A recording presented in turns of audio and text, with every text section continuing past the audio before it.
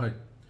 So తెలంగాణలో హైదరాబాద్ నియోజకవర్గానికి జరిగిన ఎలక్షన్లో కొంత గందరగోళం కనిపించింది. అదేంటి అంటే ముఖ్యంగా కొంతమంది మహిళలు ఓల్డ్ సిటీ ప్రాంతంలో బురకాలు కప్పుకొని ఓట్లు వేద్దామని వెళ్ళినప్పుడు అక్కడ అభ్యర్థి మాధవీలత అబ్జెక్ట్ చేసినారు. ఆమె బురకాను తీసి చూసి ఇలా బురకాలతో ఓట్లు వేయకూడదు అని పాయింట్అవుట్ చేశారు. దాని మీద ఆమె కేసు కూడా పెట్టిన ఆమె మీద.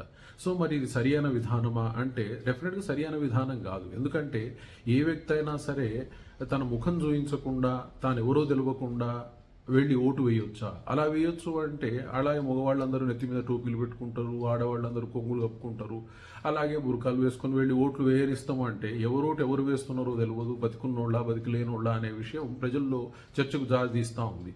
మరి అక్కడ ఉన్న ప్రెసిడింగ్ ఆఫీసర్లను కూడా ఆమె ప్రశ్నించింది, పోలీసు వాళ్ళని ప్రశ్నించింది. కానీ వాళ్ళు సరి అయిన చర్యలు తీసుకోకపోవడం వల్ల ఈమె వాళ్ళ బురకాలు తీసుకోవాల్సిన అవసరం వచ్చింది. సో ఇది డెఫినెట్గా సరైన విధానమా అంటే సరే, చర్యలు ఏ విధంగా తీసుకుంటారు అన్న విషయాన్ని పక్కకు పెడితే మరి ఆఫీసర్లు ఏం చేస్తున్నారు, దాన్ని ఈమె ప్రశ్నించినప్పుడు వాళ్ళు చెయ్యని పని ఈమె చేసింది. ఈమె కూడా మహిళ కాబట్టి మహిళతో మాట్లాడగలిగింది. సో దానిలో తప్పు పట్టాల్సిన అవసరం అయితే కనిపించడం లేదు.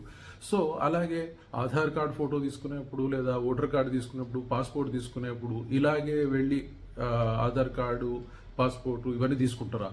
సాధ్యం కాని పని. అలాగే ఎయిర్పోర్ట్కి పోయినప్పుడు ఎయిర్పోర్టులో మరి ఫేస్ చూపించకుండా ఎయిర్పోర్ట్లోకి ఎంటర్ అవుతారా? విమానాన్ని ఎక్కగలుగుతారా? సో ఇలాంటి ప్రశ్నలు ఆమె సంధిస్తూ ఉన్నారు. మరి ఆమె ప్రశ్నలన్నింటికి ప్రభుత్వాలు కానీ, ఈసీ కానీ, అంటే ఎలక్షన్ కమిషన్ కానీ సమాధానం చెప్పి ఈమె మీద కేసు పెట్టాల్సిన అవసరం ఉంది. సో వాళ్ళ బాధ్యతలు వాళ్ళు నిర్మించకుండా ఈమె అడిగినప్పుడు ఈమె మీద కేసు పెట్టడం అనేది ఎంతవరకు సరైన విధానం అర్థం కావటం లేదు.